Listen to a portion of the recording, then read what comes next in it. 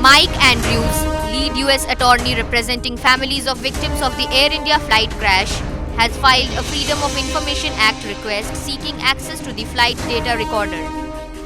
He argues that new evidence points to a water leak-induced short circuit as the cause of the tragedy rather than pilot error.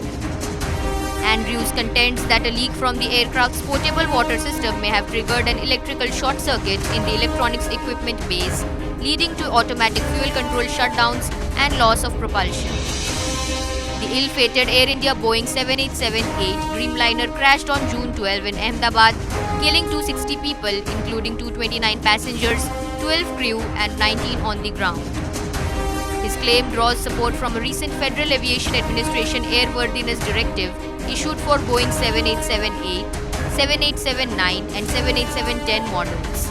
The May 14 directive cited multiple cases of water leakage from improperly installed couplings, with moisture seeping into EE bays that house flight controls and avionics.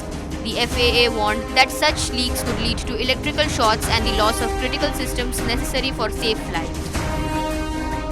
The directive mandates airlines to inspect seat tracks above EE bays for missing or damaged sealants, moisture barrier tape or tape dams to prevent water intrusion.